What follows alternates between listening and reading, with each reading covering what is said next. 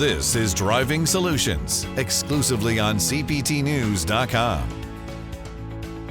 The car business continues to face a number of factors affecting dealers and consumers alike, such as inflation, interest rates, and inventory. More than ever, dealers need a way to track their performance against the industry. Joining us from JM&A Group are Ian Hunter and Jonathan Jordan to talk more about the trends in automotive and how inflation is impacting our industry. Gentlemen, thank you so much for joining us on the show.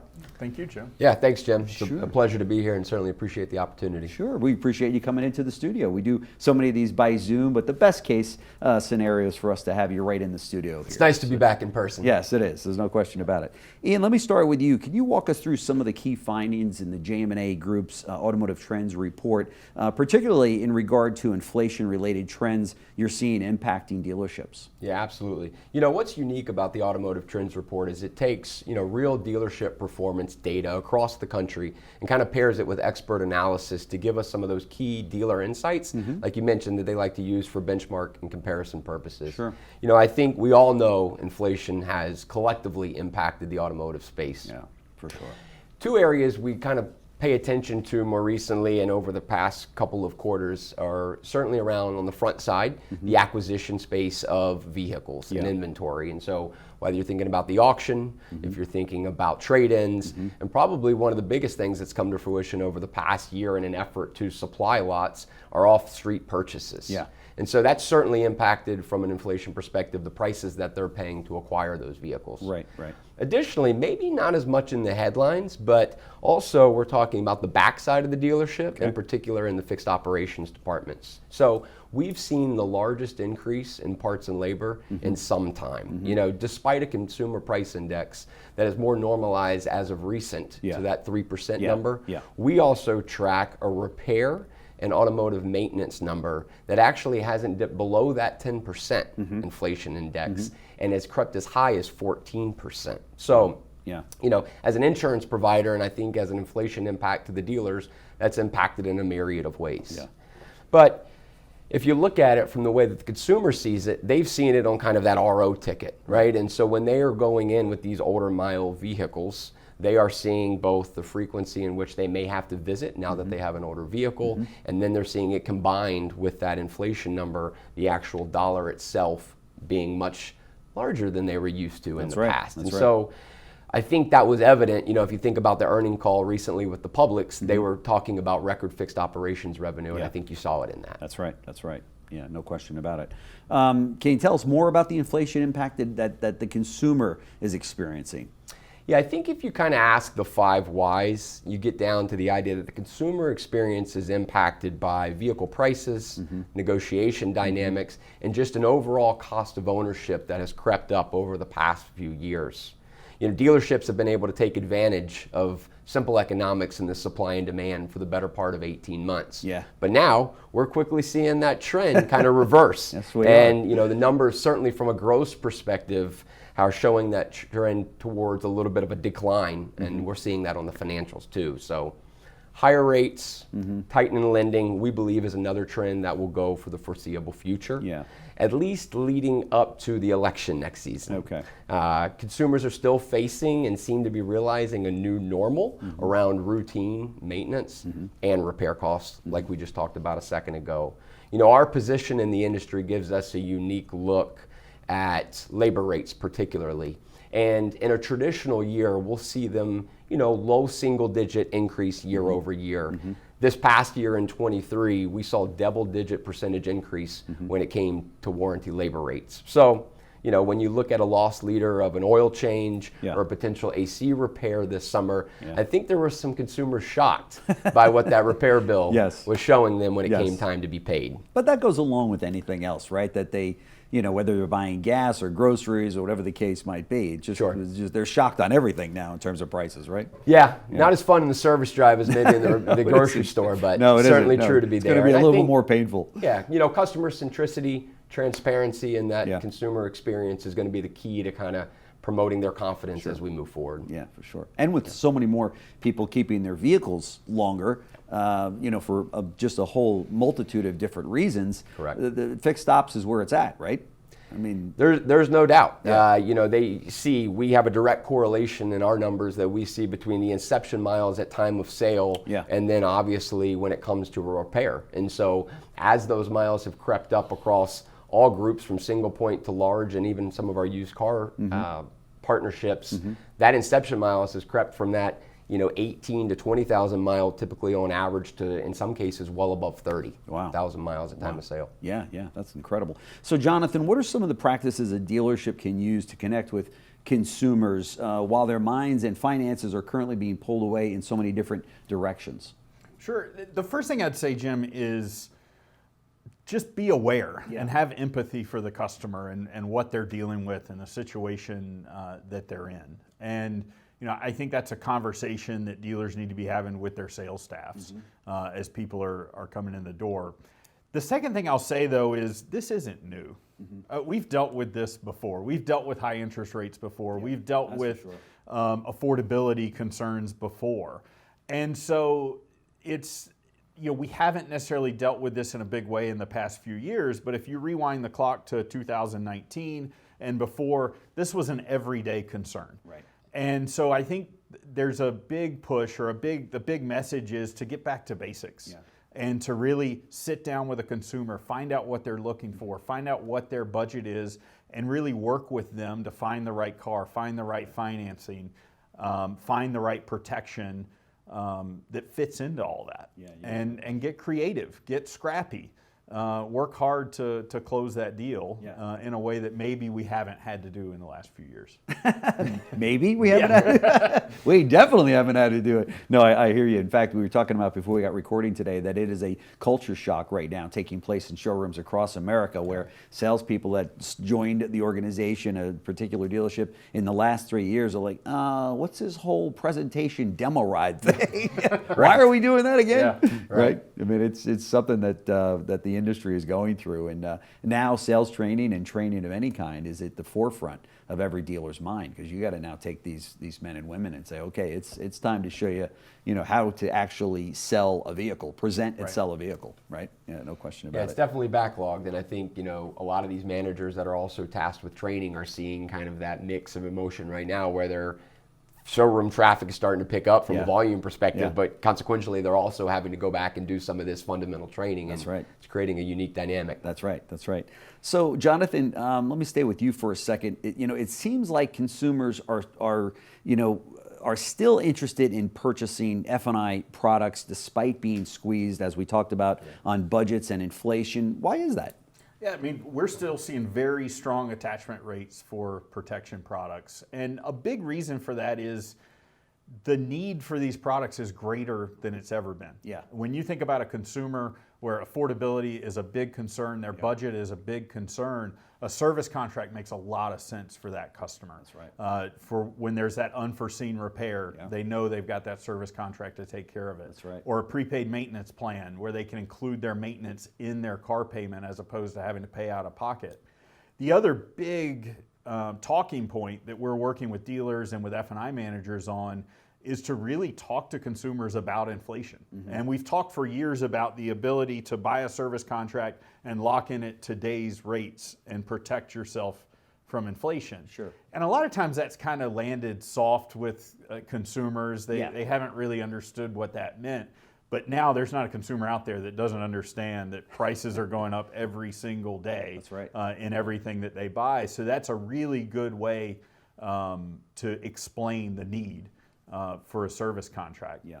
The other thing is there was a recent study that found that 37% of American families couldn't afford a $400 expense, unexpected expense. Yeah. And a service contract is the perfect thing, for a family in that situation. That's right. Because when they do have that mechanical breakdown, it's there to cover them, and protect them, get them back on the road. And at the time of delivery, it can be included in the financing, which is a beautiful thing. A few bucks a month more, and you've got that peace of mind when you drive off the showroom floor that it's in there, So, yeah, very important that now, F&I managers, and even, I was taught in the business that you started selling that service contract out on the lot. You know what I mean? When somebody says, well, this is an expensive car, and you just go right into the, don't worry, we got you handled on that, for a few bucks a month more, right? And I don't know if that still exists or not, but I do know that when we were selling them, that it started early on, right? Yeah, I would say a big concern consumers have as cars are getting older, consumers are keeping their cars longer. Sure. The used cars sitting on dealers' lots are higher mileage vehicles. Yeah. And it's a big concern for a customer buying that car that's maybe out of factory warranty that they're not going to have protection. So we're seeing salespeople use service contracts as a way to help sell the car earlier in the process as well. Yeah.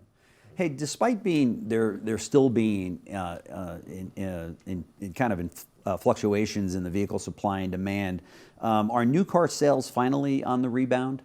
So I would say the resounding answer to that is yes.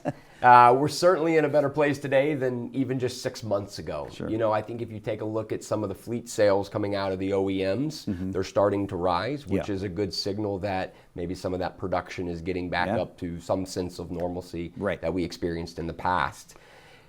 2 data points that we also track, obviously days supply in the OEM perspective, certainly by brand, and a newer one we're looking at is that that ICE vehicle versus that EV day supply as well. So if you look from an OEM perspective, just a few months ago, some of those domestics were creeping back over that 45-day supply. However, you still see some of the leading imports, in Honda and Toyota, that mid-teen day supply. But if you look at the EV versus ICE story, I think you'll also see, and what we've seen in the numbers is a little bit different story. So Cox recently put out that on average, industry-wide, dealers are facing about a 97-day supply of EV vehicles, That's right. versus just a 57-day supply of those ICE vehicles. Right. So, I think between incentives, government programs that opened up just like they did recently, and then also some of this consumer adoption around EV will tell the story to come as far as how that day supply will go in the EV world. But, overall, new car sales are definitely on the rise. I think in Q2 this year, we reported and saw that it was kind of a 60-40 new to used split for the first time in a while. And so that definitely shows some of the idea that the supply chain issues are being resolved. And we definitely know, as Jonathan alluded to, these vehicles are getting up there in miles and age. And I think consumers are certainly ready to get that new car smell back. That's right. That's right. It was amazing to me that some of the dealers that I talked to around the country, they're taking trade-ins or they're buying cars off the road that have got 90 and 100,000 miles on them.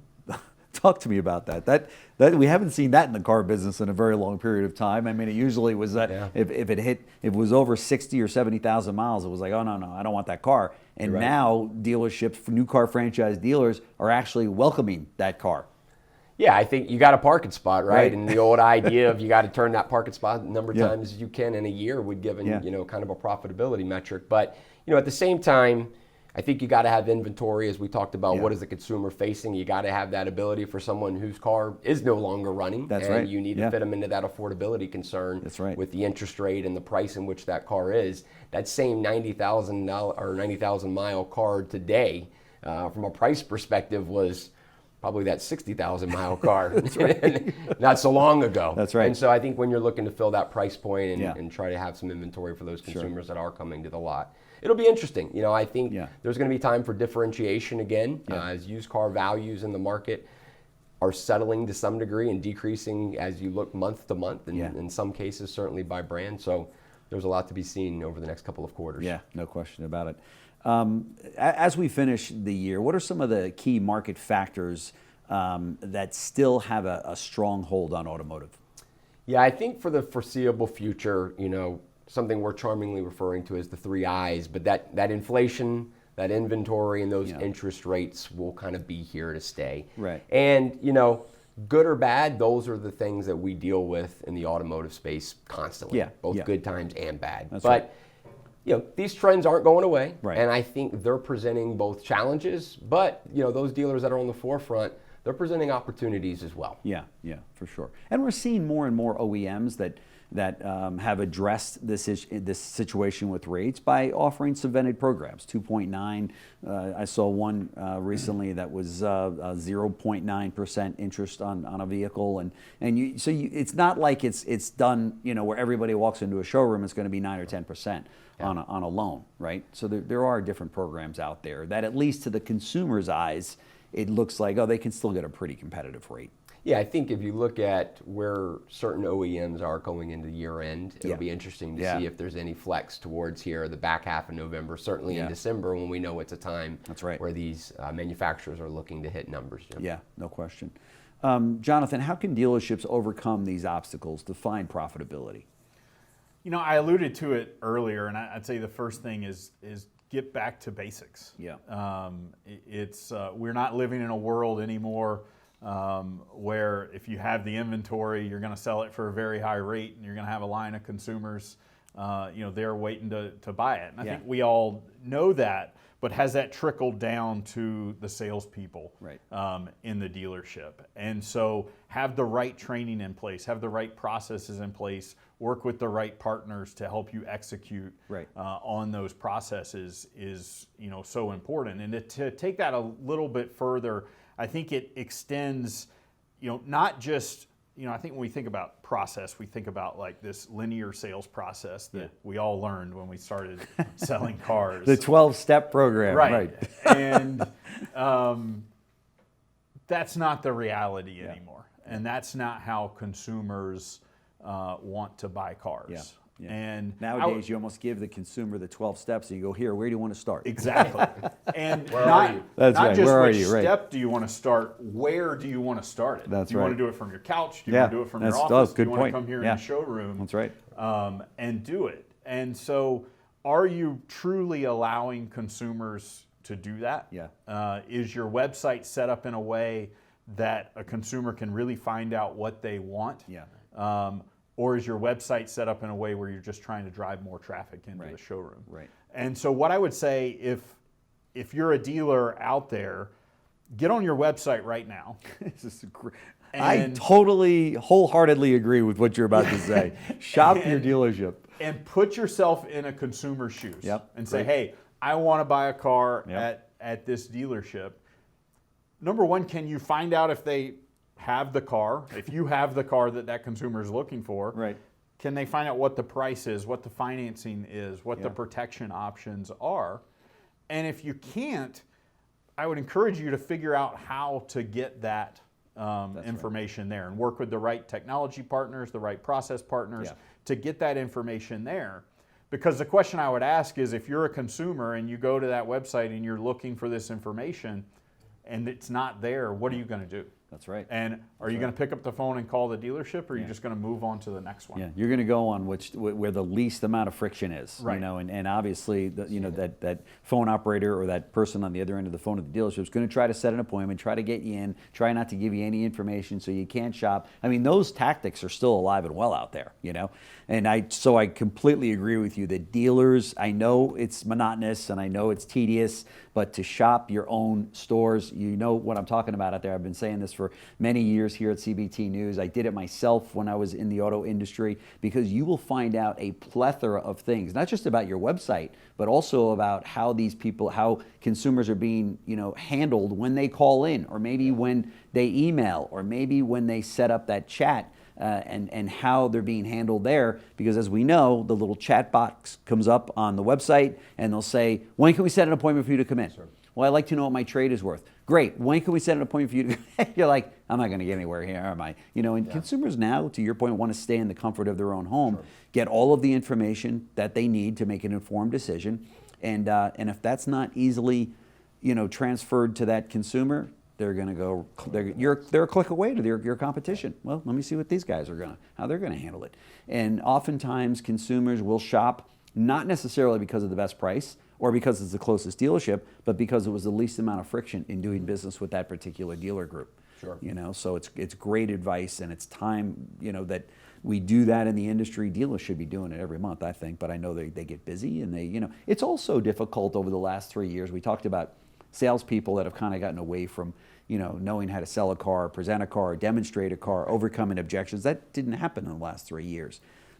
But dealers, they're as guilty as this because they've gotten away from running their showrooms a little bit different because it was, I'm going to sell every single car I can get my hands on. But to your point, it is now time to get back to basics. We're in a block and tackle scenario right now where it's like, just get back to what you know in your heart of hearts you need to do to get back to selling cars, which is when it was fun, I think. I mean, listen, it's fun to point to a sticker and point to the car and go, you want it? If not, I got a buyer for it in the next 5 seconds. Sure. But the car business can be fun. And I spoke to one of your clients in anticipation of today's interview, big, huge client group. And I said, you're with JM&A Group. You could be with any group. I know you've been with some others over the years. I know you've been with JM&A a long time. Why JM&A? And the guy said instantly in a word, training.